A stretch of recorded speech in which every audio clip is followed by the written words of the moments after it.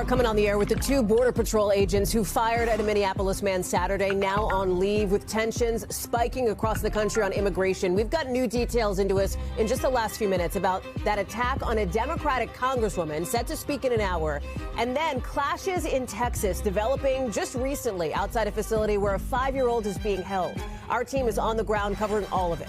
Also, new details first into NBC News, a close call between a Southwest flight and a smaller plane. Our Tom Costello will tell you what he's hearing from the FAA. Then, dramatic moments on the stand from the man at the center of the so-called au pair affair trial. What he is saying late this afternoon about his wife, the woman he's accused of killing. Plus, check out this high-speed chase in L.A. At least 5 people still on the run for taking a U-Haul for a run. We'll tell you how it all unfolded. Hey, I'm Hallie, and we start tonight with the fallout on multiple fronts on the president's immigration crackdown, from Minneapolis to Texas to Washington. Here's the lightning round of headlines just coming into us. 3 big ones. First, we're now learning the 2 Border Patrol agents who fired shots at Alex Preddy, the man who died Saturday, they are now on administrative leave. Second, breaking in just the last few minutes, we're seeing crowds in Texas clash with state law enforcement there as they protest outside the facility where a 5-year-old boy detained in Minneapolis last week is being held. You see it here, people having water poured on them at one point after they were sprayed with what looked like tear gas. And third, we're about to hear from Democratic Congresswoman Ilhan Omar next hour after the attack on her at a town hall in Minneapolis overnight. By now, you've probably seen it, the moment that a man lunged at Omar, spraying her with what her office now says was apple cider vinegar. Watch.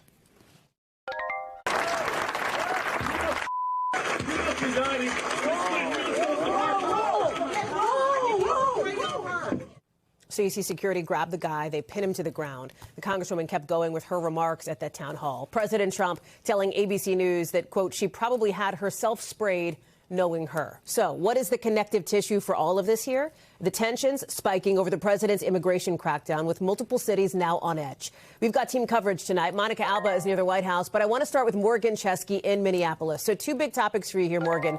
First, these agents going on leave, right? That is potentially not unexpected. That would be typical procedure, but there have been things about the fallout from Minneapolis that have not followed the typical procedure. Help us understand that piece of the investigation and where that goes.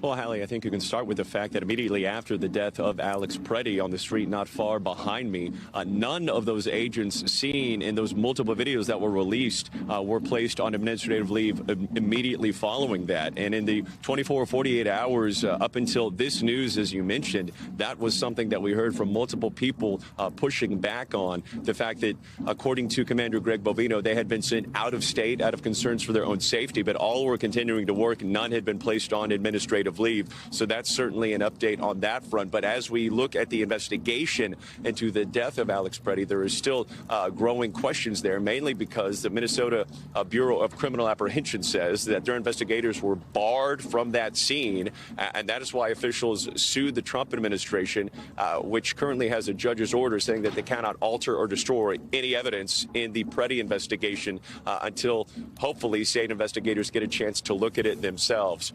All of that to say, Hallie, when I had a chance to speak to Governor Walz here at this very memorial this morning, he acknowledged the fact that, yes, he did have a productive conversation with the president, but there is still a long way to go. I want you to hear some of that conversation right now.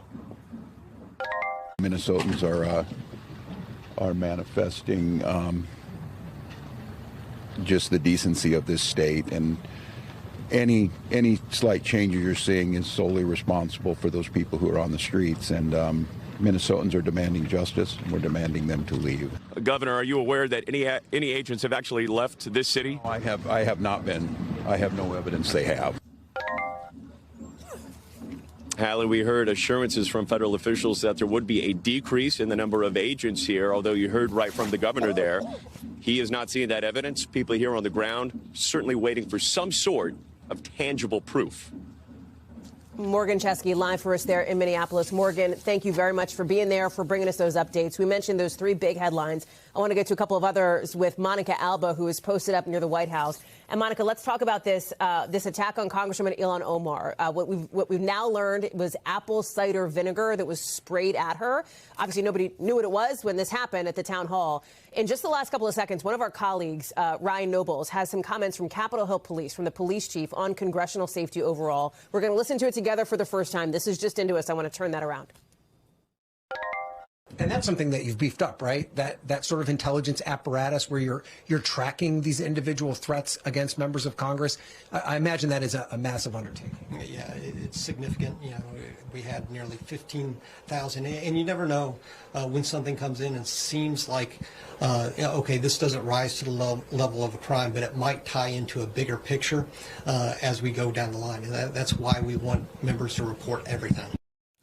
Okay, so we'll hear more from this interview, Monica, coming up. It sounds like the Capitol Police Chief there is talking generally about threats to members of Congress. Obviously, this attack last night on Omar would fall under that umbrella here. And interesting to note that I think it was private security that she had with her at the time at this town hall. Yeah, just standing feet away from her, who were able to tackle and help to apprehend the suspect there. But you saw just that reference to the Capitol Police threat assessment. The numbers are quite staggering, Hallie. In that interview that Ryan was just conducting, you do get a sense of them. But if you look at a snapshot that we have that we can put up on the screen, it was about 8,000 or so reported threats in 2023, just a couple of years ago. That ticked up to 9,474 in 2024, and then a staggering nearly 15,000 in 2025. So that really shows you what we're dealing with here. And in terms of the president's own reaction to this, we haven't heard much from the White House, but he was reached by an ABC reporter last night, and he told her after the incident had unfolded that basically it was possible, he suggested in his comments about this, that she could have essentially staged it herself or had herself sprayed, quote, knowing her. That is what he told ABC News.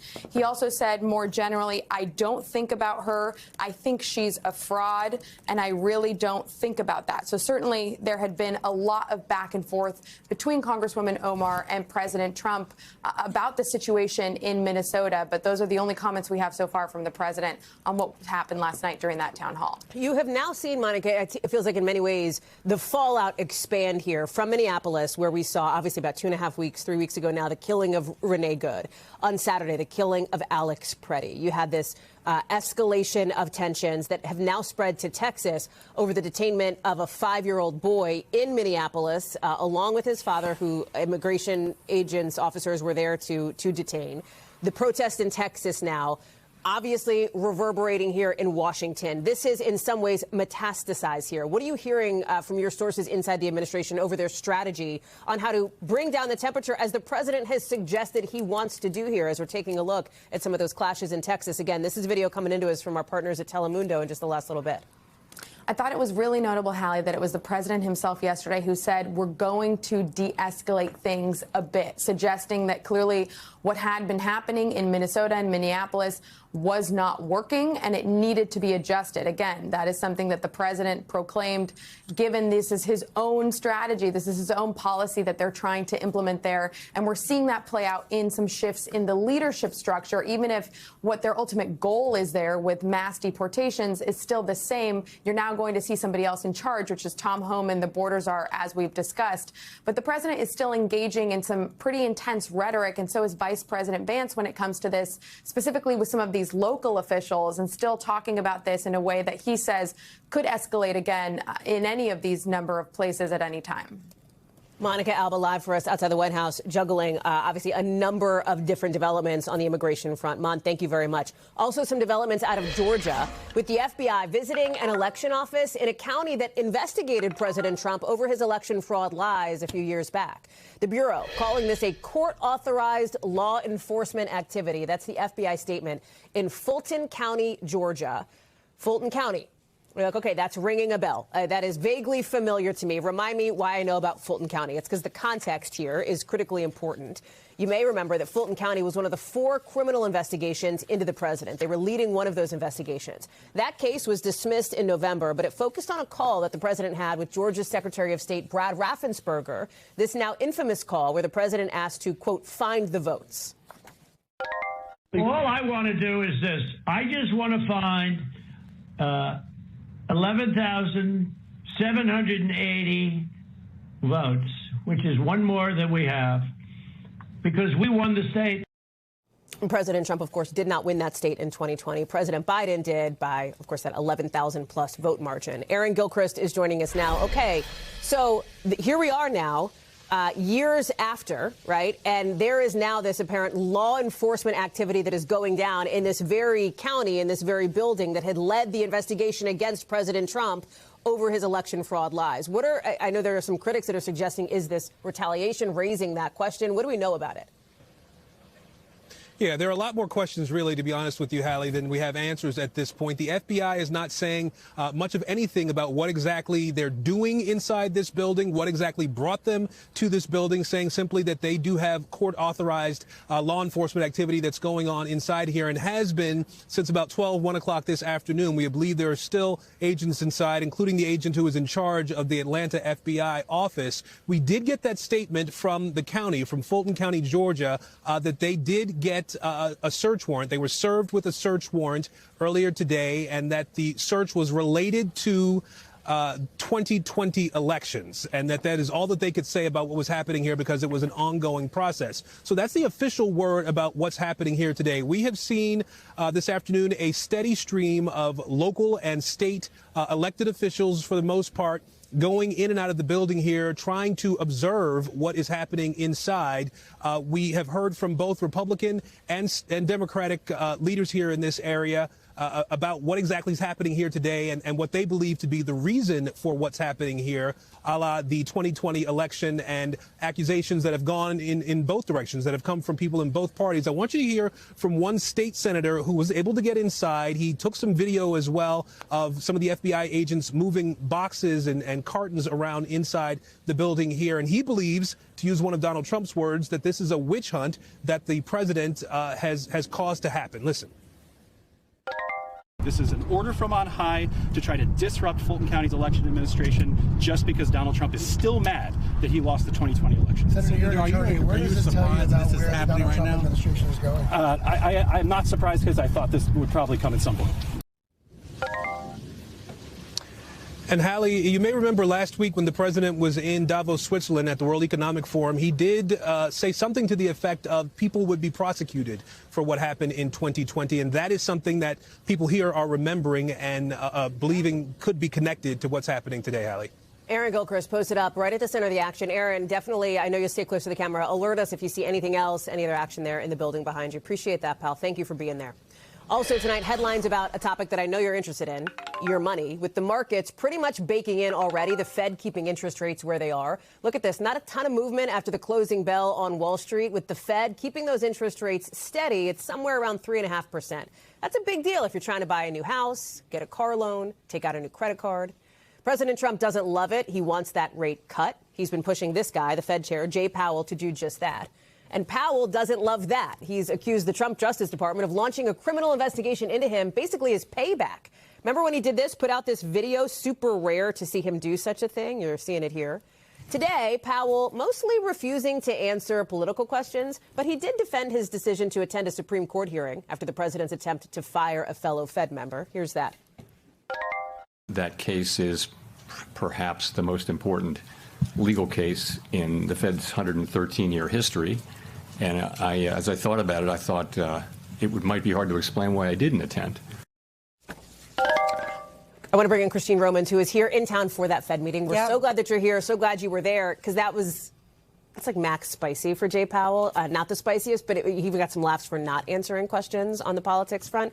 But it does speak to, I think, his demeanor, his, what do you call it, confidence in his position here, in his sort of self-security on that. How would you characterize it? He looked confident to me here. You know, he had put out that video statement explaining what he thought was happening with the president and the Department of Justice, investigating him personally in his testimony to Congress. But then he wouldn't really answer any more questions, the first 1, 2, 3 questions about the politics of it, until a colleague asked the question about what is your advice to the next Fed chief? Because, you know, the president wants to appoint a Fed chief who will cut interest rates and dramatically. And this is what he said.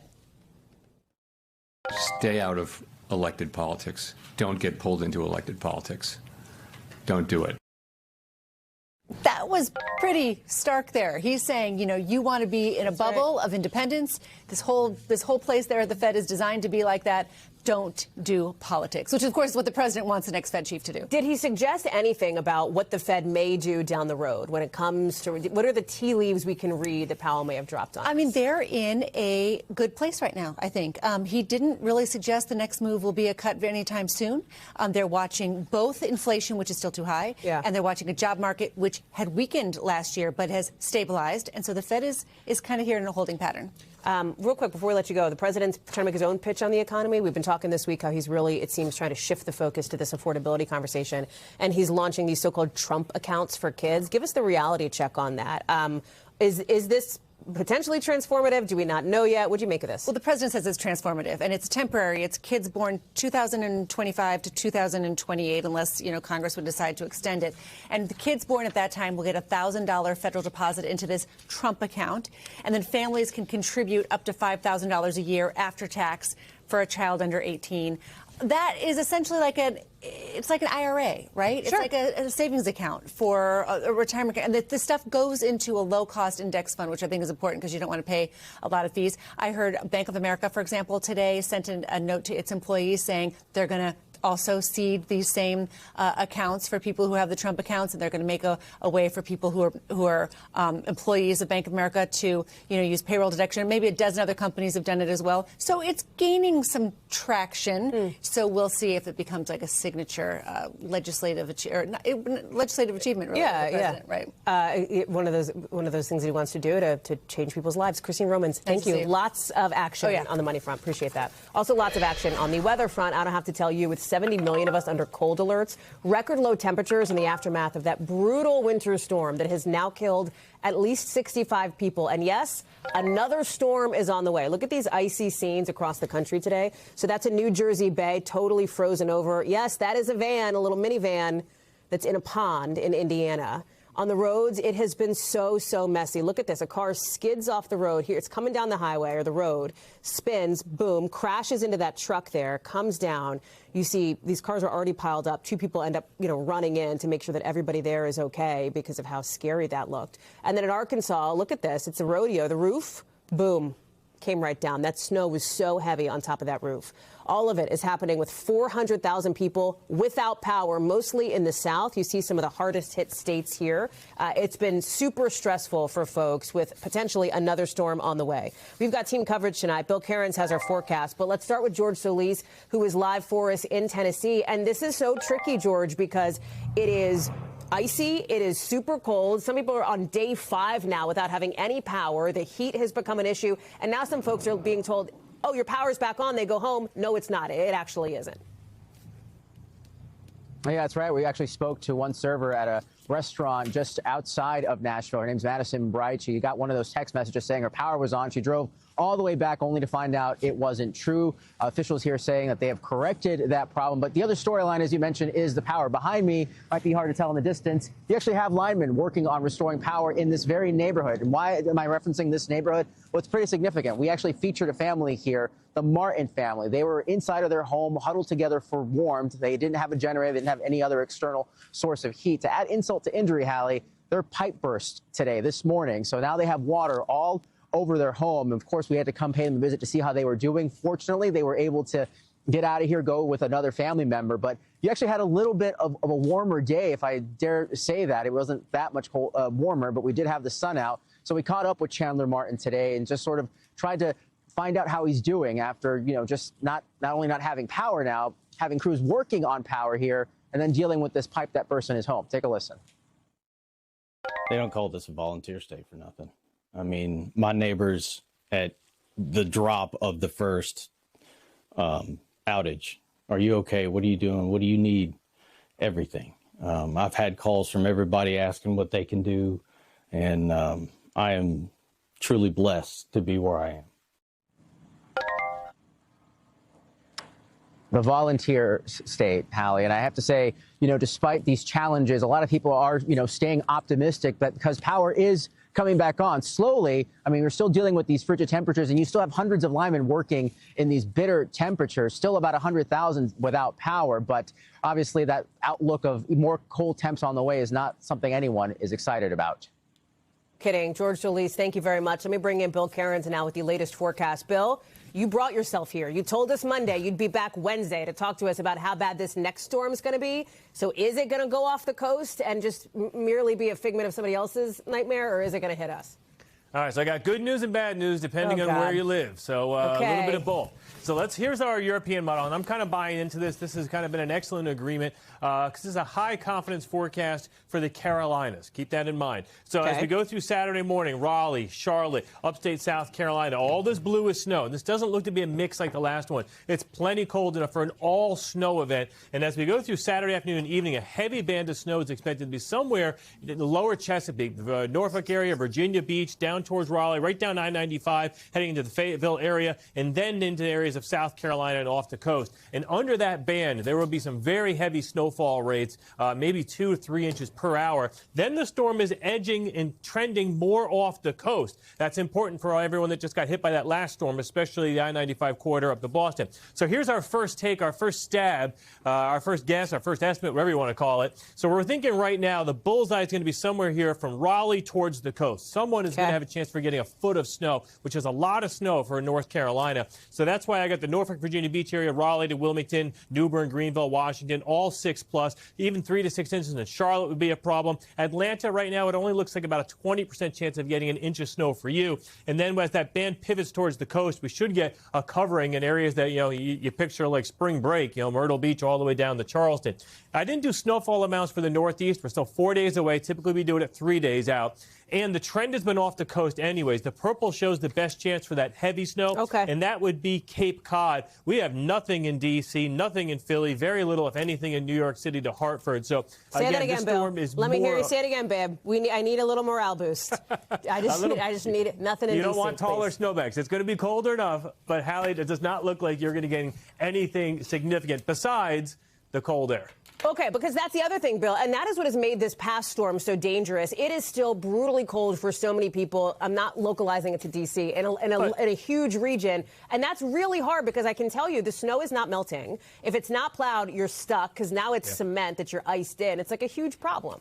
And it was amazing looking at George and seeing the trees behind him with still ice on them in Tennessee 4 or 5 days after. That is extremely rare. Usually it's like the next day. So right now, wind chill's -7 in Cleveland. And guess what? Hallie, you get free refills from Canada at least for the next week of cold air coming straight down. So everyone loves free refills. Maybe not in this case. Do you have to sound so gleeful when you say it?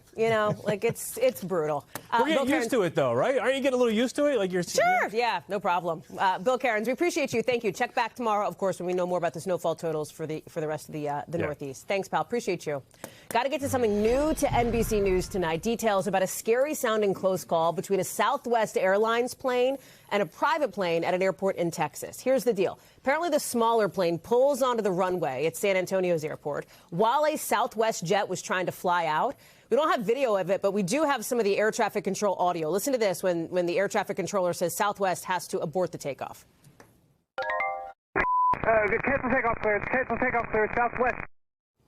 That was That's like a little bit of a panicked vibe there, right? Because that's stressful. Southwest tells us it discontinued its takeoff roll at San Antonio because of a potential conflict with another aircraft. The plane later took off, they say, uneventfully. Tom Costello is joining us now. And Tom, I know that you are getting some of the details on this, what sounds like a pretty intense close call. Help us understand it. This one private plane was coming in as Southwest was trying to take off? The private plane was on the runway already. It wanted to take off, and it tried to pull right in front of a Southwest plane that was taking off. So we have an airport runway map to show you. You get a sense of the configuration here. We're talking about runway 22 in San Antonio. That's at the very top of the screen there, right? That's highlighted, right? Yes, and that is where the Southwest plane, a 737, was going to roll down that runway. But right there at the intersection, you see that where the T is, if you will? That's where that private plane suddenly crossed right into the path of that 737 that was taking off at 100 knots. That's 115 miles per hour. Thank goodness that controller saw it and screamed. You heard the expletive, but then screamed, stop the takeoff roll. They did in time, thankfully. Here's what the FAA is saying about this. The bottom line, they are investigating, they say. They make the point that air traffic controllers canceled the takeoff clearance for Southwest Airlines Flight 4996 at San Antonio because of this Pilatus PC-12 pilot making a wrong turn onto the Southwest flight runway. The Pilatus is about a 9-seater single-engine plane. It's a private plane. I talked to somebody at at Southwest who said, make no mistake about it, the controller saved the day. That's amazing. That's amazing. Could have been very, very bad. Well, and these air traffic controllers, we've talked about it. There's been a lot on their plate, just generally. There has been nationwide. Now, we've also talked a lot about these so-called runway incursions, close calls on runways, right? And a few years ago, we were talking about another one every single day. Yeah. Things have improved a bit, but last year in fiscal 2025, the FAA reports 1,635 close calls, incursions they call them, at airports nationwide. Could be a plane, could be a truck, could be anything else on the ramp. 1,635 nationwide, down 7% from a year ago. FAA says things are getting better in that regard. Nonetheless, every single one of them poses a potentially serious risk. Tom Costello, we're glad to have you all over this for us. Thank you for bringing us the latest from Texas. Appreciate it. Secretary of State Marco Rubio tonight wrapping up a meeting with the opposition leader in Venezuela after publicly backing its current acting president. That's Delcy Rodriguez, a.k.a. the number 2 for Nicolas Maduro. Remember Maduro, the administration captured and is going to put him on trial in New York for alleged drug crimes. In this nearly 3-hour hearing today on Capitol Hill, senators repeatedly pushed Secretary Rubio to explain why the administration is standing by somebody in Delcy Rodriguez who worked with a person that the U.S. has called a dictator. Whether we like it or not, the elements of control in that country, the people with the guns, the people that control the guns and the institutions of government there are in the hands of this regime. This is not a frozen dinner you put in a microwave and in 2.5 minutes it comes out ready to eat. What we're cooperating on is not the continuation of what's happening. It's a movement away from all this and transitioning ultimately to something that looks nothing like this. I want to bring in Julie Sirkin, who's live for us on Capitol Hill. Interesting to hear from Rubio on this. And the vibe from senators on both sides of the aisle seem to be they feel and felt left in the dark about what the administration is trying to do in Venezuela. Fair? That's absolutely fair, and that is because today's hearing with Secretary Rubio was the first time since these operations started in Venezuela. You got to go back to September when the U.S. government first started seizing those oil tankers allegedly carrying the sanctioned oil. Congress has not heard from Rubio in a public oversight setting since before then. Rubio today, though, of course, facing questions from Republicans and Democrats, equally, I would say, pressing him on why so much taxpayer money has been used in the Caribbean around Venezuela in the Maduro operation and what really is to come of it. Rubio previewed some next steps, which I thought were interesting, including on the sanctioned oil, how the Venezuelan government plans to use funds from that once those sanctions are lifted. Rubio said it could be used for basic needs like health care and police work. But senators on both sides of the aisle really dug into him on why Congress wasn't briefed earlier. Take a listen. Our democracy depends on consultation with Congress that is truthful and timely. And the confidence of our allies depends on them knowing where we're going next. I support what's happening with Maduro and what's going on there, but I do think the administration could get Congress to be a better partner by informing us better. That is Republican John Curtis there of Utah. Remember, in the hours after Maduro was captured, we had posts from lawmakers, Republicans asking what happened here, and they had to reach out and call Secretary of State Rubio and other officials in the administration to find out. Hallie? Julie Sirkin, thank you very much for that. Lots of moving pieces there on the Hill. Jules, thanks. Still ahead, the suspect at the center of what's being called the au pair affair double murder trial, taking the stand today. The defendant on the stand, we don't always see it. We'll tell you what he's saying about his wife, who he's accused of killing. Plus, the Manhattan District Attorney wants to start Luigi Mangione's trial sooner than expected. We'll tell you what his lawyers are saying next.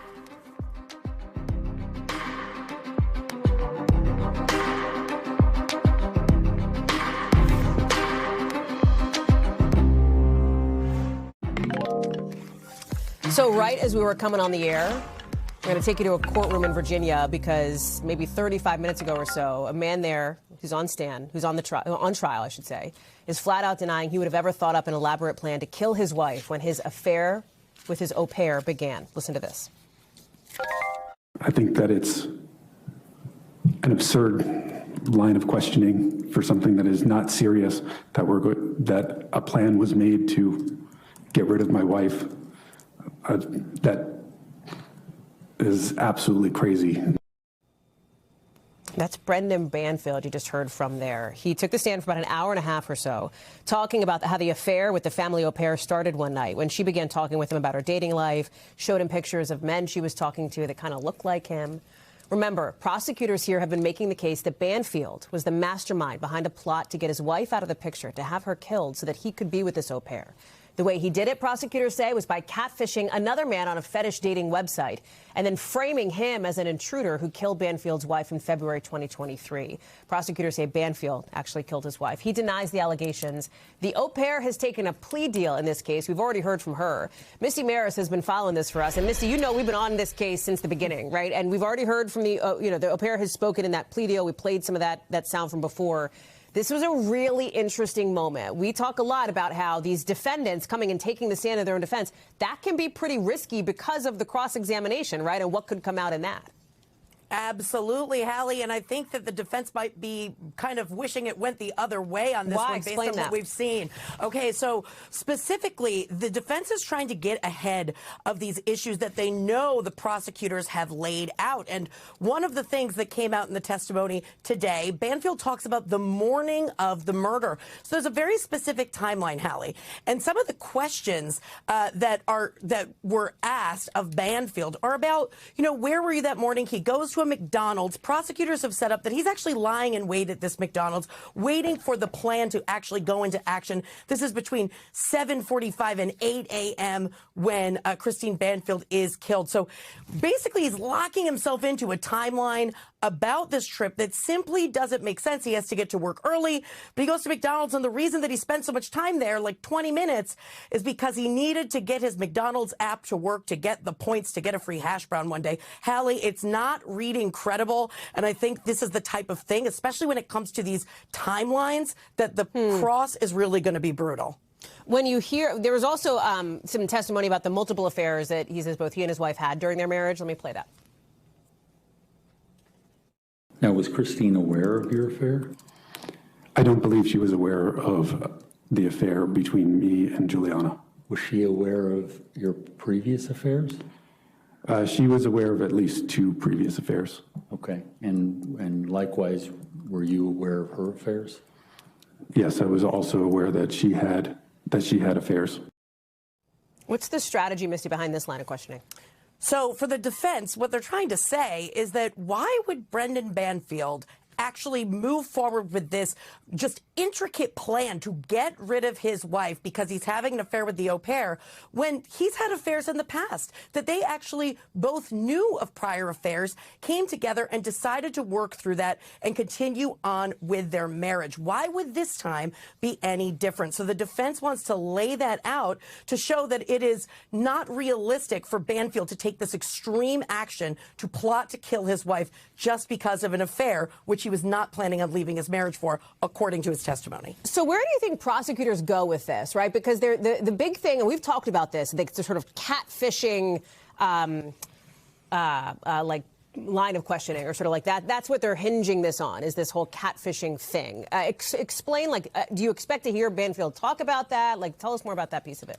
So basically what Banfield has said on the stand is that he was not aware of any of these websites like FetLife, like Sig, all of the websites and the apps that were being used for this solicitation of this fetish website. He did not know about them until after the investigation, until it came out. So he's denied knowledge of it in its entirety. But I would expect the cross-examination, Hallie, to be really brutal, to be focused on a lot of things that are simply inconsistent, and there'll be more to come on this. Remember, this is just the beginning of the direct. That cross is going to be something to watch. Okay, and we expect that tomorrow, Misty, right? Correct. Before we got to Banfield, though, I just want to touch on one other thing, because this morning it was focused on digital forensics. You know, did you fall asleep? Maybe the jury, that the hope the jury didn't. But there was a really long break because of all the snow, obviously, in Northern Virginia because of the snowstorm here. But this was an important strategy for the defense, right? To try to have that piece of it out there. Absolutely. So it was very boring. It was very technical, but it was also incredibly strategic, because the goal there was to show that there were instances where Christine Banfield was looking up a family vacation, that she was accessing her work email. But at the same time, messages are being sent on these fetish websites. So the idea is for the defense to create an alternative theory with respect to the digital footprint, that Christine Banfield had access to her devices and that the prosecutors can't prove that it was Brendan or the au pair who were doing this. Misty Maris, come back. I know tomorrow when we see that cross-examination for Banfield, should be pretty high profile. Thanks, Misty. Let's get you over to the 5 things our team thinks you should know about tonight. Number 1, the state trial against the man accused of killing United Healthcare CEO Brian Thompson may start as soon as July 1st. Manhattan prosecutors are telling a judge that the trial for Luigi Mangione should go before the federal one, which is going to start in the fall. Mangione's defense team tells NBC News they're going to respond in the coming days to what they're describing as, in their words, an unrealistic request. Mangione has pleaded not guilty to both the state and the federal charges. We'll keep you posted on when that very high-profile trial is set to begin. Number 2, we're just learning in the last few minutes that all 15 people on board a commercial flight that took off in Colombia earlier today have been killed. Officials launched a desperate search to try to find this plane after they lost contact with the flight. Number 3, some dramatic video out of the French Alps right now showing a huge fire at a fancy ski resort there. Look at this. You see the smoke just billowing out of the top there. You saw some flames before, too. About 100 people had to evacuate. You can see the fire apparently started in the attic of the hotel, and amazingly, nobody was hurt. That's the good news there. Number 4, more than 1,000 people had to leave their homes in Sicily. Look at this 2.5-mile-long landslide with some houses. I mean, look at that. It's like half a house clinging to the edge of what is now a cliff. Officials said you got to get out, and you got to get out for good from this part of Sicily. They say the area is just too unstable to live in. NBC News covers hundreds of other stories every day, and because it can be tough to read or watch or listen to them all, our bureau teams have done it for you. This is what they tell us is going down in their regions in a segment we call The Local. Out of our Midwest Bureau, police are looking for somebody suspected of setting this house on fire in Detroit. You see him do it right here. Goes up to a house, pours something, a liquid, possibly gas, across the porch. A couple seconds later, look at this. Lights a match, whole thing goes up. Fortunately, nobody was hurt. Out of our Western Bureau, look at this dramatic rescue in California. Fire crews saving a woman who apparently veered off a road, going down about 100 feet into that, what looks like a ravine there. Officials say she is doing okay. We love it when it ends with somebody doing fine, that's for sure. And out of our Northeast Bureau, the New York Public Library revealing late today that digital downloads of the book Heated Rivalry skyrocketed more than 1,000% in just 2 days after Mayor Zohran Mamdani urged people to stay home during the snowstorm and use the public library to read books for free. People listened. The series, which includes 6 books, racked up more than 19,000 downloads. Yes, it was a book before it was a show, folks. The more you know. Still ahead, what is driving the deep job cuts at Amazon and what it means for a service you may use every day.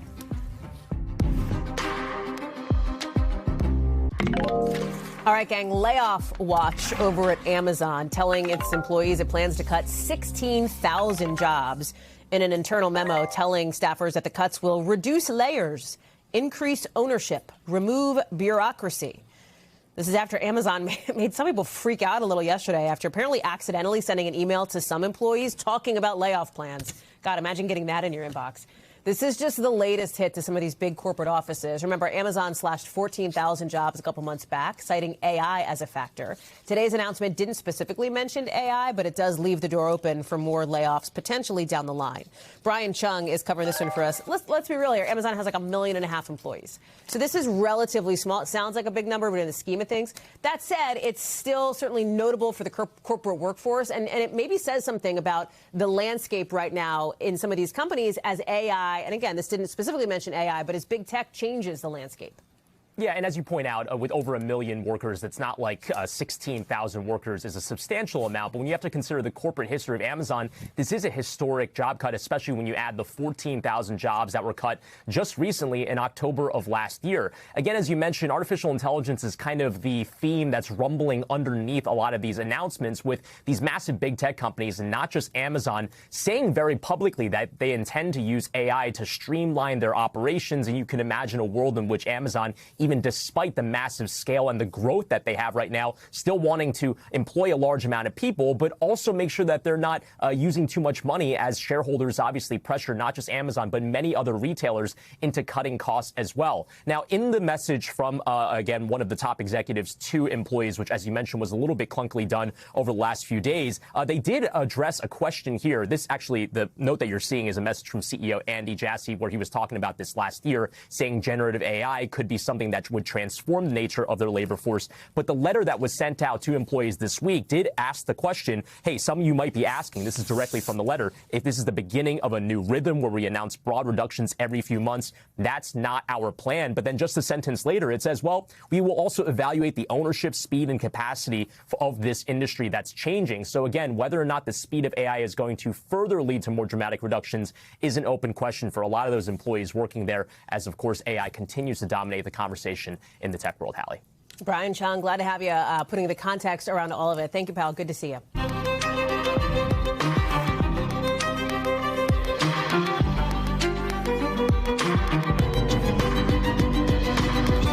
We are coming on the air with the 2 Border Patrol agents who fired shots at a Minneapolis man Saturday, now on leave, with tensions very high across the country on immigration. The new details we're learning about an attack on a Democratic congresswoman who is about to speak any minute. We'll bring you that news conference. And then in just the last hour, new clashes in Texas outside a facility where a 5-year-old boy is being held. Our team is on the ground in Minneapolis. Also developing right now why the FBI is visiting an elections office in Georgia and what it has to do about the president's election fraud lies from 2020. Then the word of advice the Fed chair is giving his successor: stay out of politics. What his new decision today means for your money when it comes to interest rates. Plus, record cold is here and sticking around for millions as the East Coast braces for another winter storm. We've got the forecast on where it's headed. Spoiler alert, Carolina, watch out. Then the fine line the Secretary of State's trying to walk with his former Senate colleagues, as some question why the Trump administration is standing by a leader tied to Nicolas Maduro. What Marco Rubio is saying about Venezuela coming up a little bit later in the show.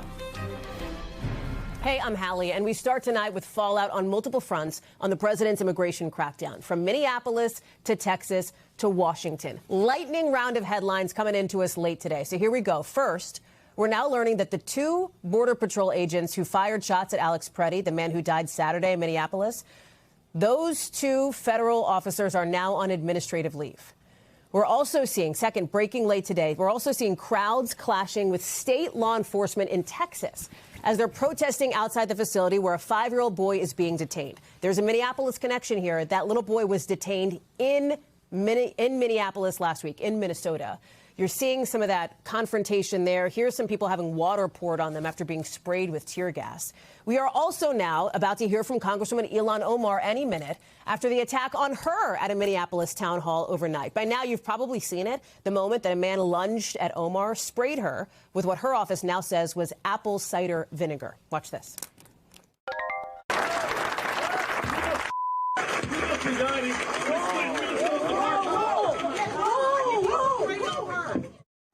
So you see the security, the private security that's there, grabbed the man, pinned him to the ground. The congresswoman kept on going with the town hall. President Trump, in a response to ABC News, said, quote, she probably had herself sprayed knowing her. So what is the connective tissue for all of this here? Those tensions, the epicenter of those tensions in Minneapolis, escalating now over the president's immigration crackdown. with multiple cities on edge. We've got team coverage tonight. Ryan Nobles is on Capitol Hill, but I want to start with Camila Bernal, who's live for us in Minneapolis. And Camila, let's start with what we're seeing developing late today, this nexus between Texas and Minnesota right now, the detention of that 5-year-old boy, intertwined at the moment in these operations. Yeah, Hallie, and they're intertwined because, like you mentioned, that 5-year-old and his father were detained here in Minneapolis. And so what happened at the time of the arrest, according to DHS, is that the father ran away. So DHS said he abandoned his child, and so that's why they had to take him. They said his mother refused him. The school district, though, disputed all of that and said that the child was actually being used as bait, that the mother and other people were there, and that essentially the school district could have taken that child. At the time, though, the Border Patrol commander also said, look, Border Patrol agents know how to handle children. He said they're going to the best facility they could possibly be going to down in Texas.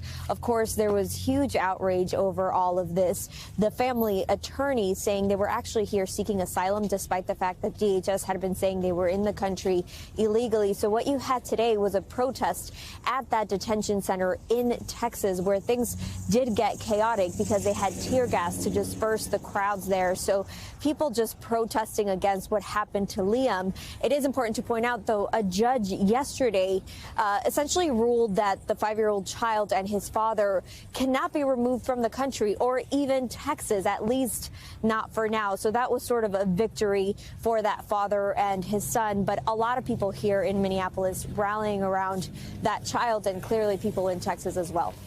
And give me a sense of what it's like in Minneapolis, because we had seen Tom Homan, the border czar, coming in now to take over from the prior controversial Border Patrol commander. Operations in Minnesota, there was a push, it sounded like, to try to de-escalate things there. And then comes this town hall with Congresswoman Omar and this attack on her. You spoke with somebody who I think was there, right, Camila? Yeah, and a lot of local leaders were actually there, but I spoke to a councilwoman who was right behind Representative Omar, and she even told me, look, I thought this week, at the beginning of the week, that things were going to get better, and then this happened. So she was right behind her when this man comes up with the syringe, and she told me, I had no idea what was happening. I didn't know if he had a gun. I didn't know what he was spraying at us. She said, obviously, that it smelled, and that she just didn't even know what that substance could be. So it was terrifying. Take a listen to part of our conversation. I was scared because there was a liquid, a foreign liquid. I don't know what it is. We're packed in this room. The room was hot. There's a lot of people in there. I didn't know if there were other people in the room with this liquid. I didn't know, like, you know, there's this one person, but there's so many people here. You don't know if that's like the first person to spray the liquid. It could have been an airborne thing. It could have been something, you know, acid that he sprayed. I didn't know what it was, so I was terrified. And when I talked to her today, she said, I am still shaken. That was a horrible experience. So people just trying to figure out what's next here in Minneapolis. Hallie. Camila Bernal on the ground there in Minnesota. Camila, thank you very much. We should note, too, that at the time they didn't know what that liquid was. We now know that it was apple cider vinegar, her office says. Ryan Nobles has been reporting this out. He's live for us on Capitol Hill. And Ryan, when you look at that video, you see that person sort of wrap up the assailant there and pull him down. We're going to show this again. Worth noting, that is private security. That's not like a Capitol Police officer, for example. And I know that you just spoke in a new interview with the Capitol Police chief about this attack on Omar. Yeah, that's right, Hallie. And what the new police chief, he's only been on the job for about 8 months, told me, he talked to me about the coordination that they have with local law enforcement and the private security details that many of these members of Congress have been forced to hire in order to keep them safe at events like this. The chief also said that they're in the early stages of the investigation, that they're cooperating with the FBI as part of this. And at this point, they have no evidence that this suspect, the person that they've taken into custody, had any prior threat against Congresswoman Omar or any other member of Congress, at least not at this stage. Now, this coordination that the Capitol Police has with local law enforcement and private security is important because it's physically impossible for the Capitol Police themselves to keep all 535 5 members of Congress safe when they're in their home districts and states. And they've actually expanded the relationship that they have with these local law enforcement to more than 350 memorandums of understanding in all 50 states. Listen to what the police chief told me about the importance of that relationship. Within the room, there was coordination with the Capitol Police, with local law enforcement. It's something we've been focused on. We know that members go back and spend a lot of time in their home districts, and we can't be everywhere. So that coordination is something that we've worked to enhance. We have agreements or memorandums of understanding with at least a department in every single state of this nation, equaling over 350. So, I think that really expands the intelligence we can share and then the support we can provide members back in their home districts. And we are expected to get some idea of how Congresswoman Omar is feeling about this attack as she's scheduled to speak here in just a few minutes. You can see a live picture of that press conference about to begin. But make no mistake, Hallie, this is something that Capitol Police has taken an increased focus on, and that they say the threats against members of Congress have exploded over the last 5 years, and they're trying to keep a handle on as much of it as they can. I should note, too, Ryan, that what we're looking at on the left side of the screen, Congresswoman Ilhan Omar set to speak in a couple of minutes at a news conference. So this is just sort of the preparations for that. It was supposed to begin the last couple of minutes. We're going to watch to see what it does, to see what she has to say about everything that has gone down in Minneapolis. And as you're on the Hill, Ryan, covering sort of all of this, because, again, we've noted this is a story that stretches from Texas to Minneapolis to Washington and beyond. There is now this building question of what in the world is going to happen at the end of this week. Is the government going to partially shut down or not, with Democrats furious over Saturday's shooting in Minneapolis, using DHS funding potentially to try to using the government funding deadline as a wedge to try to limit DHS funding?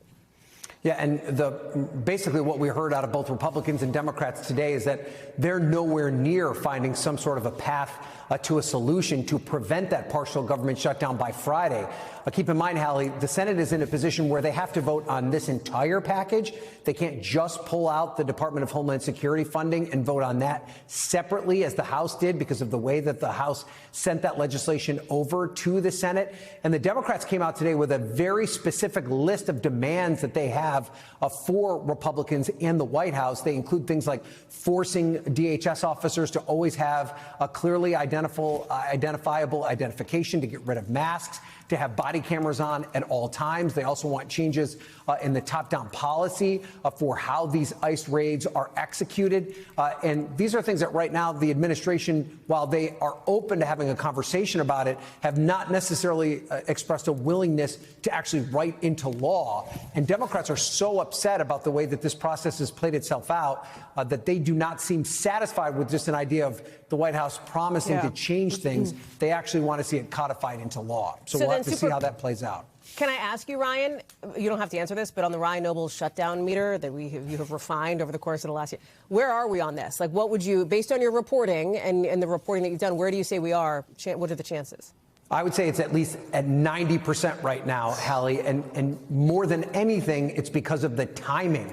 There's just a short period of time between now and when the government scheduled at least a partial government shutdown would kick in at midnight on Friday. Okay. There just isn't enough time for them to work this all out, and the House is not even in session this week. So if they change anything, the House would have to come back and vote on it as well. So I think we need to brace for at least a partial government shutdown for maybe only a short period of time, but it seems almost inevitable that it's going to happen. Ryan Nobles, thank you very much. Plenty busy for you, I know, this week on the Hill. Appreciate it. Let's get you down to Georgia with some breaking news from that state, with the FBI visiting an election office in a county that investigated President Trump over his election fraud lies from 2020. The FBI calls this a court-authorized law enforcement activity, and that's about it. Like, that's pretty much all they're saying on this. But the context matters here. If you're like, oh, Fulton County, Georgia, why is that so familiar? That's one of the 4 places that was leading one of the investigations into President Trump at the time here. That case was dismissed in November, but it focused on a call that the president had had with the Georgia Secretary of State, Brad Raffensperger. Remember this call, the now infamous call to, quote unquote, find the votes? All I want to do is this. I just want to find 11,780 votes, which is one more than we have. because we won the state.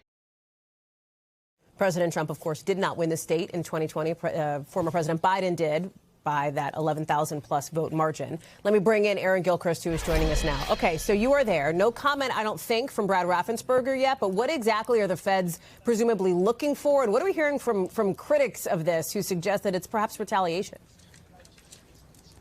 Well, Hallie, if I may, let me start with what we've seen change here on the scene since we were with you about an hour ago. You may be able to see behind me now that some of the FBI vehicles have been moved into place here. The FBI co-deputy director, Andrew Bailey, has come down from Washington, D.C. He's here. Interesting. That is unusual. You may be able to see these moving vans that have been pulled up to the loading dock here, where we've seen FBI agents going back and forth loading up these vans. This is something, as you noted, the FBI is not talking about at this point, not revealing any information that may be contained in those sealed court documents that we know exist now, but they have only said that this is a court-approved, a court-authorized action that they're taking here today. Fulton County did release a statement a little while ago trying to fill in some of the blanks here, telling us that the county was served with a search warrant earlier today for documents related to the 2020 elections. And that's all that they would say, because this is something that is still ongoing and has been going on since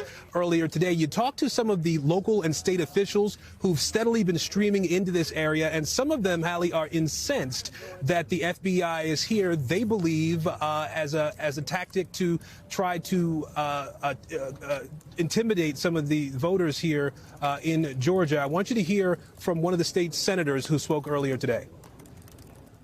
This is an order from on high to try to disrupt Fulton County's election administration just because Donald Trump is still mad that he lost the 2020 election. Senator, you're an attorney. Where does this tell you about where the Donald Trump administration is going? I'm not surprised, because I thought this would probably come at some point.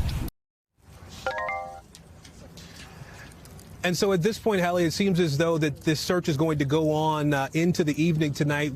As I said, the co-deputy director of the FBI is here. We don't know whether he'll come over to speak, but we're going to try to get a chance to talk to him before he's able to leave here tonight, Hallie. Aaron Gilchrist, I'm glad you're there. I'm glad you're on scene. That is super interesting, that development there with that level of leadership coming down to Fulton County for that. Aaron, thank you for being there. We'll look for updates.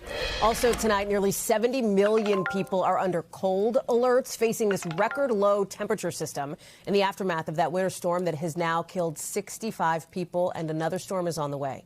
Look at some of these icy scenes all across the country. That's New Jersey firefighters. They're just walking on the bay there that's frozen over.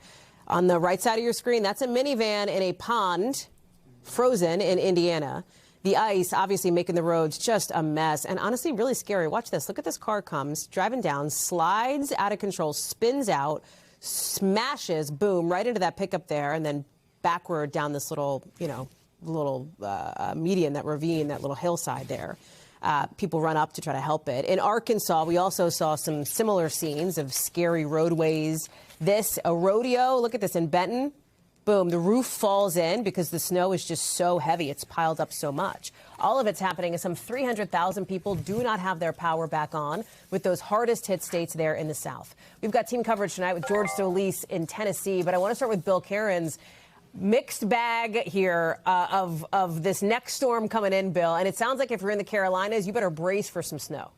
Possibly historic in a few areas of the Carolinas. In some cases, it may be the biggest snowstorm since 2000. So that's a long time. A lot of new people have moved to the state since then, too. So as far as 7 a.m. goes, this is snow. Big storm developing off the coast. Saturday is the day in the Carolinas when, if you're going to get the heavy snow, that's when it's going to happen, right during the daylight hours into the evening. This storm will be off the coast. It'll be like a blizzard in some areas of eastern North Carolina. The winds are going to howl, maybe even up to 70 miles per hour on the Outer Banks. Inland areas, maybe around 40 at the coast. And then once you get to Raleigh, areas like 30. So probably not a blizzard in like Raleigh or Fayetteville, southwards down to the Carolina coast. The trend is off the coast. So if you don't want any more snow, this is trending in your direction. If you wanted more snow, and I know there's a few of you out there, it only looks like really from Boston down to Cape Cod, the best chance. So these are our first call snowfall amounts. 6+ is as far as I'll go right now, but I do think someone will get a foot here, possibly Virginia Beach, Norfolk area, down I-95 here from Raleigh, towards New Bern, Washington, Greenville, down south to Wilmington. And then after that, lesser amounts. But even in South Carolina, getting that much snow is a big deal. And Hallie, of course, the cold is here to stay after it. 100%. Yeah, record lows come in. It's just a broken record. I don't have any good news for a big thaw. I'm sorry. Maybe not till Valentine's Day at this point. Don't. Sorry. No, I heard Groundhog's Day. Yeah, we're way past that. Oh, Bill Cairns, cool. Thanks, pal. Appreciate you. Glad to have you on. Let's get to George Solis, who's live for us in Tennessee, where they sure don't want to hear that, George, because they're dealing with what we see behind you, those trees still encased in ice days after the storm blew through, an indication of just how cold it's been with so many people without power.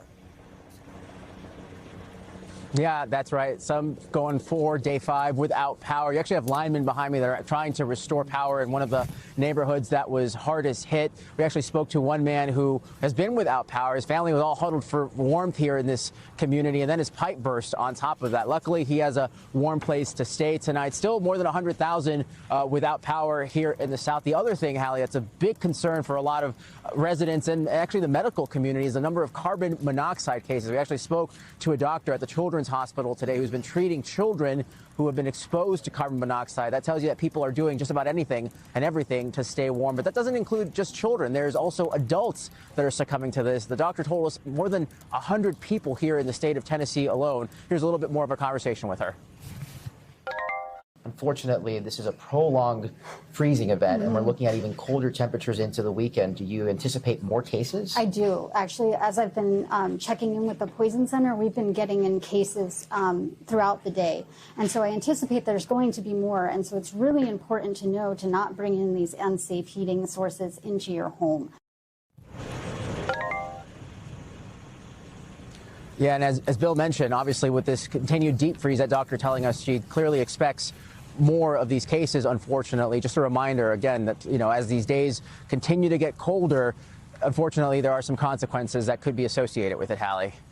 George Solis live for us there in Nashville. George, we're glad to have you there. I know it's been a long stretch for folks in that neck of the woods. Appreciate it. Also developing today, a topic that I know is of interest to you, that is your money, with the markets kind of baking in the Fed, keeping interest rates where they are. That's what happened today. Not a ton of movement in the last couple hours after the closing bell on Wall Street, with the Fed keeping interest rates steady right around 3.5%. And that matters if you need a new mortgage, if you want to get a new house, if you want to take out a new credit card, get a car loan, etc. You see here the cuts, the pauses dating back to January of last year.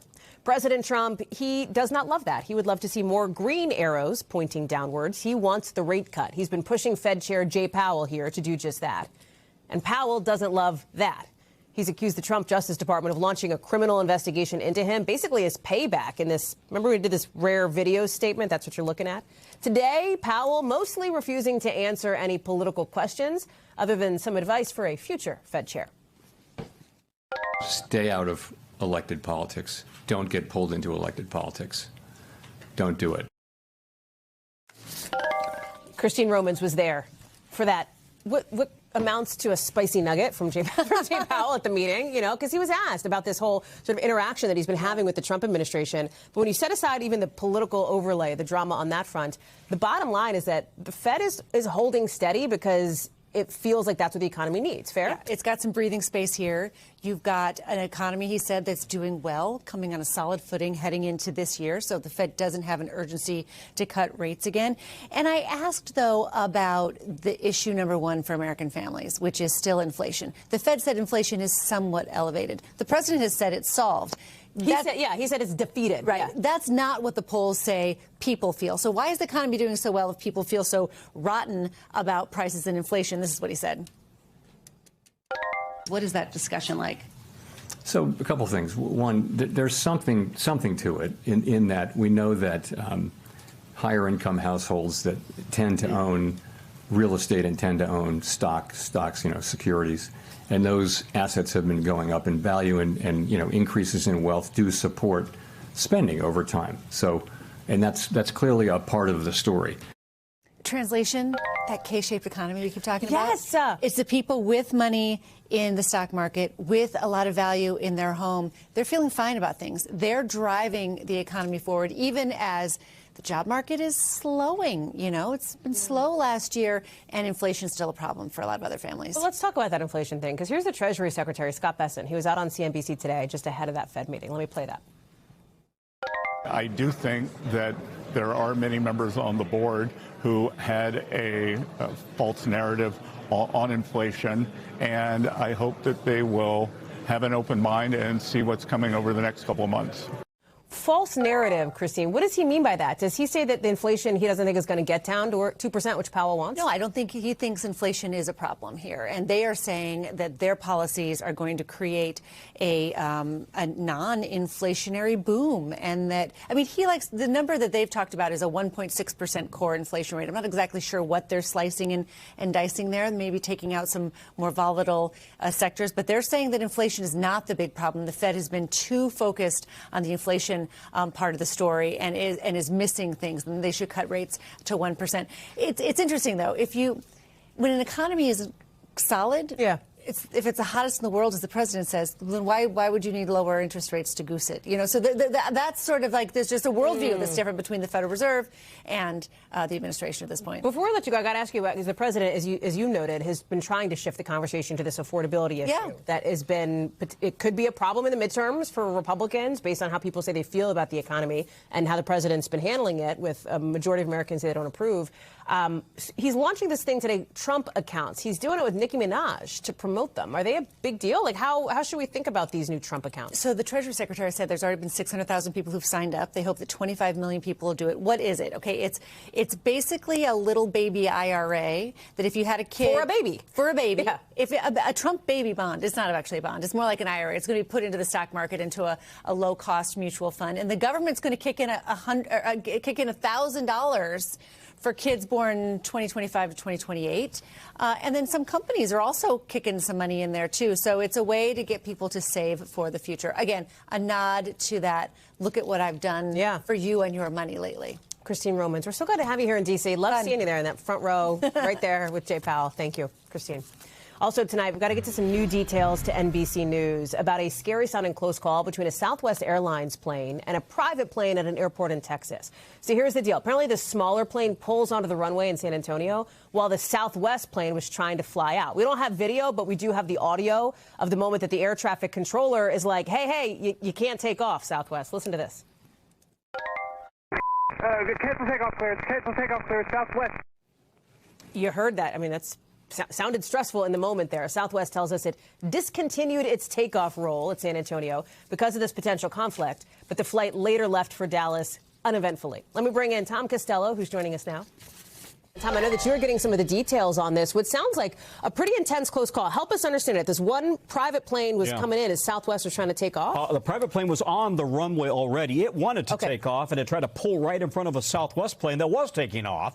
So we have an airport runway map to show you. You get a sense of the configuration here. We're talking about runway 22 in San Antonio. That's at the very top of the screen there, right? That's highlighted, right? Yes, and that is where the Southwest plane, a 737, was going to roll down that runway. But right there at the intersection, you see that where the T is, if you will? That's where that private plane suddenly crossed right into the path of that 737 that was taking off at 100 knots. That's 115 miles per hour. Thank goodness that controller saw it and screamed. You heard the expletive, but then screamed, stop the takeoff roll. They did in time, thankfully. Here's what the FAA is saying about this. The bottom line, they are investigating, they say. They make the point that air traffic controllers canceled the takeoff clearance for Southwest Airlines Flight 4996 at San Antonio because of this Pilatus PC-12 pilot making a wrong turn onto the Southwest flight runway. The Pilatus is about a 9-seater single-engine plane. It's a private plane. I talked to somebody at at Southwest who said, make no mistake about it, the controller saved the day. That's amazing. Words. That's amazing. Could have been very, very bad. Well, and these air traffic controllers, we've talked about it. There's been a lot on their plate, just generally. There has been nationwide. Now, we've also talked a lot about these so-called runway incursions, close calls on runways, right? And a few years ago, we were talking about another one every single day. Yeah. Things have improved a bit, but last year in fiscal 2025, the FAA reports 1,600 35 close calls, incursions they called them, at airports nationwide. Could be a plane, could be a truck, could be anything else on the ramp. 1,635 nationwide, down 7% from a year ago. FAA says things are getting better in that regard. Nonetheless, every single one of them poses a potentially serious risk. Tom Costello, we're glad to have you all over this for us. Thank you for bringing us the latest from Texas. Yep. Appreciate it. In just the last couple of hours, the Venezuelan opposition leader, Maria Corina Machado, is explaining her message to Secretary of State Marco Rubio. Watch. What kind of assurances did you get from Rubio today? Well, I have told the Secretary of State that I want to go back to my country as soon as possible. The leader of her country is this woman, Delcy Rodriguez, a.k.a. the number 2 for Nicolas Maduro. Remember, Maduro, who the administration captured and has sitting behind bars right now in New York. They're going to put him on trial for these alleged drug crimes. Rodriguez still has public backing from Rubio and from other U.S. leaders. And so here's the secretary explaining to senators in this long hearing this morning, basically that, like, her people are the ones with the guns right now, and it's not so easy to just make a change like that very quickly. I want to bring in Julie Sirkin here, who's live for us on Capitol Hill. And one of the big concerns, there was a number of concerns from the senators, and thematically here, one of them was we're in the dark. They don't want to be in the dark too much. Another one was about Venezuelan oil. That has been something that has been top of mind for the president. Secretary Rubio is talking about it. You asked the Treasury Secretary about this in a one-on-one too, right? I did, Hallie, and just to start off here and set the scene, as I told you a couple of minutes ago, this was the first public hearing that Rubio had held, the first time he came before this committee that has jurisdiction over his agency since the U.S. started seizing these oil tankers. And that's why this conversation of oil is so relevant, because all this time lawmakers are asking, what is the U.S. government going to do with the oil? Are they going to sell it? Are they going to keep it for themselves? Today, Rubio laid out that actually they plan to let the Venezuelan government use it for basic things like health care and police work. But I also asked Secretary Bessent, the Treasury Secretary, when he plans on winding down those sanctions on the oil. Remember, a big push by the administration is to have oil companies come and invest. Take a listen.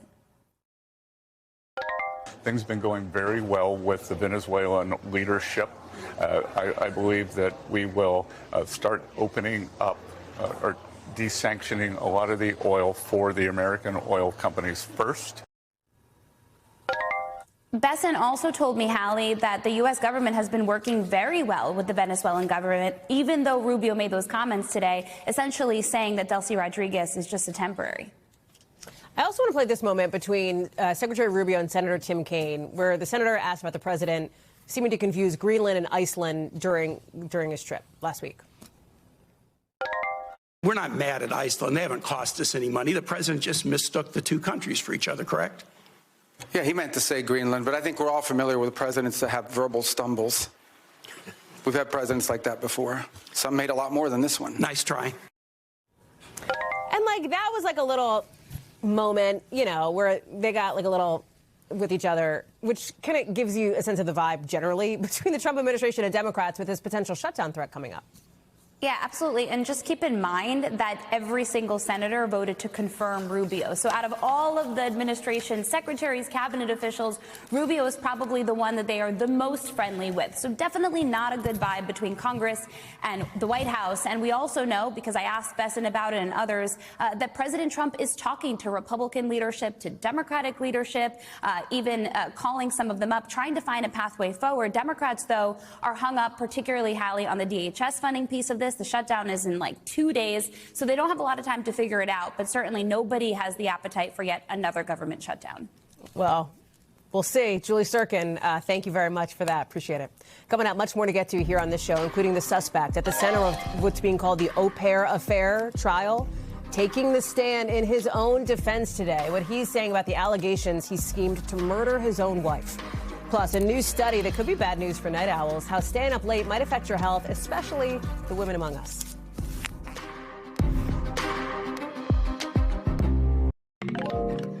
To court in Virginia now, where the man at the center of the so-called au pair affair double murder trial is denying he would have ever thought up an elaborate plan to try to kill his wife when his affair with the family caregiver began. I think that it's an absurd line of questioning for something that is not serious, that a plan was made to get rid of my wife, that is absolutely crazy. And that is what prosecutors say happened with Brendan Banfield. You just heard from there. Court has wrapped for the day. He's going to be back on stand tomorrow for the rest of his testimony. That should be fairly fascinating. Remember, prosecutors have been making the case that Banfield was the mastermind behind a plan to get his wife out of the picture so that he could be with this au pair. And the way he did it, prosecutors say, was by catfishing another man on a fetish dating website and then framing him as an intruder who killed Banfield's wife in February of 2023.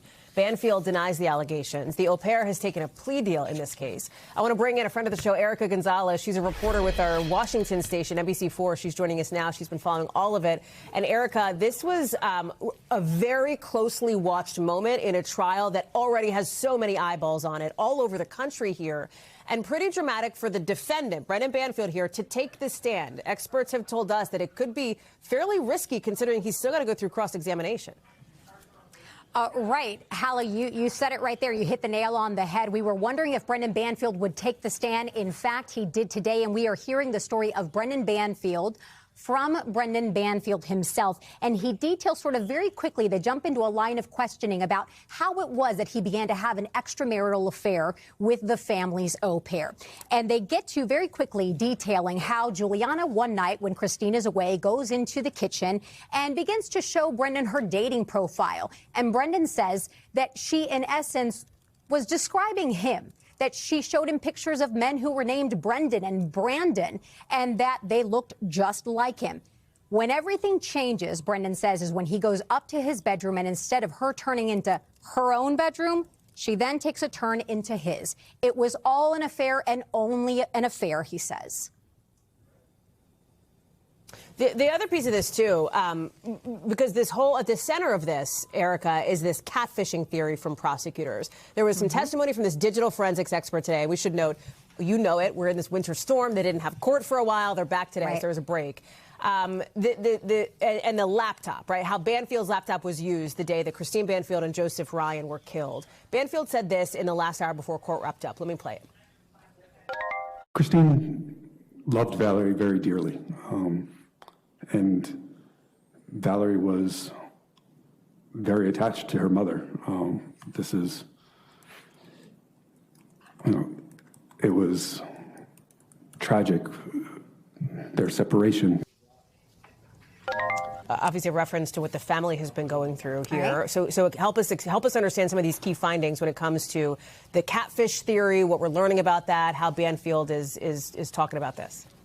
Sure, and I think just from that soundbite, I think most people would might notice it's a bit of a peculiar response there. As far as the catfishing theory is concerned, the defense has said from the gate, digital forensics doesn't lie, people lie. And so the experts in digital forensics have noted that there are separate times where Brendan's devices are not in the house at the time that these catfishing, or I should say that this sex fetish website starts to take some hits. But what they've not been able to do is pinpoint both devices, both the au pairs and Brendan Banfield's at the same time out of the house when that website and those conversations are taking hits. So that is what the prosecution today hammered home in. And then the defense, after a recess, brings Brendan Banfield onto the stand at 5 o'clock. They end abruptly, and we've got another day of court ahead of us tomorrow. Which we are going to be watching. We are hoping, if you can, I know you got a whole other job at our NBC station, you come back, but that is going to be potentially so high profile because it's going to be really the prosecution's chance to sow real doubt in the mind of the jury about Brendan Banfield. That is exactly right. And this could wind up being blockbuster testimony, bookend blockbuster testimony with the nanny on the very first day of the trial and likely Brendan Banfield on the last. So we will have to see what else is said tomorrow from that stand. Hallie? Erica Gonzalez, we're so glad to see you. Thank you for keeping us posted with all of those developments and for breaking it down so helpfully. Appreciate that. Let's get you over to the 5 things our team thinks you should know about tonight. Number 1, the attorney for the D.C. pipe bomb suspect tells a judge today they've got the wrong guy. Prosecutors say Brian Cole Jr. confessed to planting bombs at the RNC and DNC back in 2021, 2 political buildings in Washington. His attorney is pushing to get him a supervised release. The DOJ says Cole is a threat to the community, but the defense says they plan to file some motions in the next few weeks as part of this attempt to get him out before trial. Number 2, new details on that deadly Colombian airline crash we've been talking about. That country's Minister of Transportation says a member of their House of Representatives, as well as a candidate for office, were killed. All 15 people died when that plane went down. Officials had launched a desperate search to try to find it after they lost contact just minutes after takeoff. Number 3, more than 1,000 people had to evacuate from their homes in Sicily after, look at this, a 2.5-mile-long landslide. God, the houses are just like that's a half a house right on the edge of what is now a cliff. Officials are saying, hey, you got to get out, and you got to get out for good from this part of Sicily because the area is simply too unstable to live in.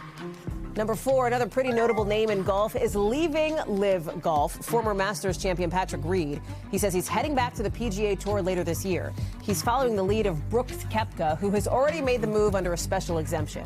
Remember, golfers had come under fire for joining that Saudi Arabia-funded league. Number 5, hey ladies, are you a night owl?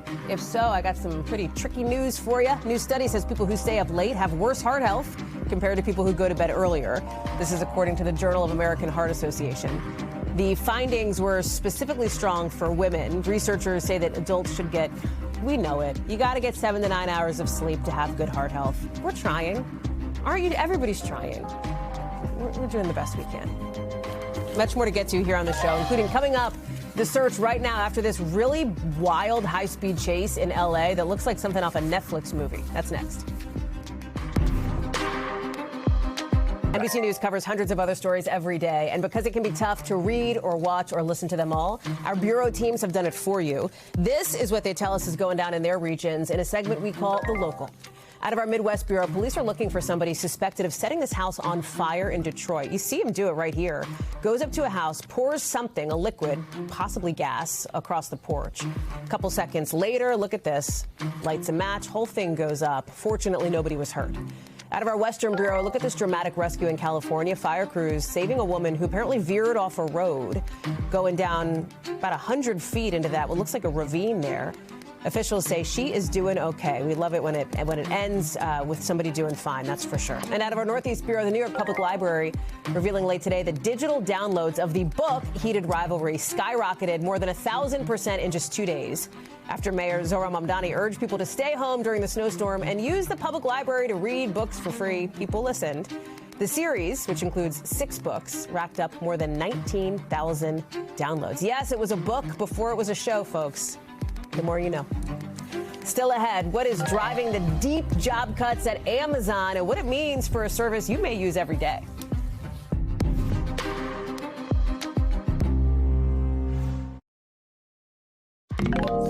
All right, gang, layoff watch over at Amazon telling its employees it plans to cut 16,000 jobs in an internal memo telling staffers that the cuts will reduce layers, increase ownership, remove bureaucracy.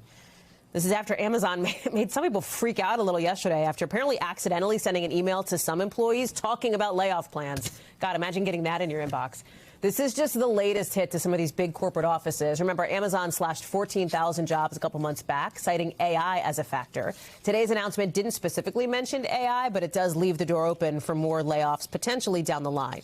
Brian Chung is covering this one for us. Let's be real here. Amazon has like 1.5 million employees. So this is relatively small. It sounds like a big number, but in the scheme of things. That said, it's still certainly notable for the corporate workforce, and it maybe says something about the landscape right now in some of these companies as AI, and again, this didn't specifically mention AI, but as big tech changes the landscape.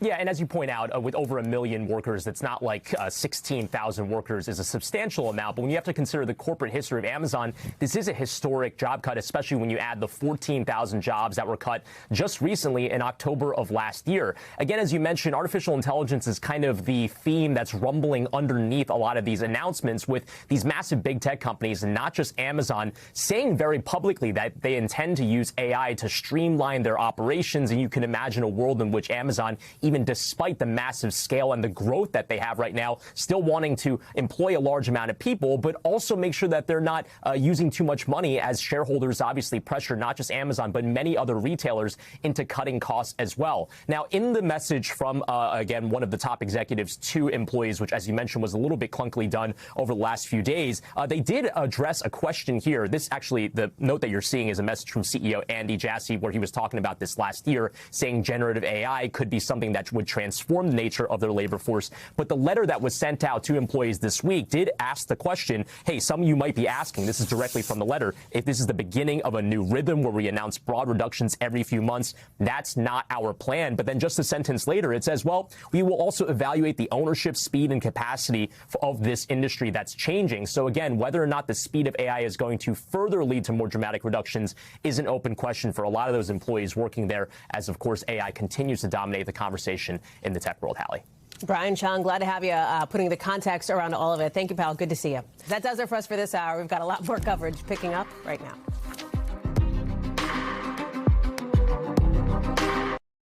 We thank you for watching, and remember, stay updated on breaking news and top stories on the NBC News app or watch live on our YouTube channel.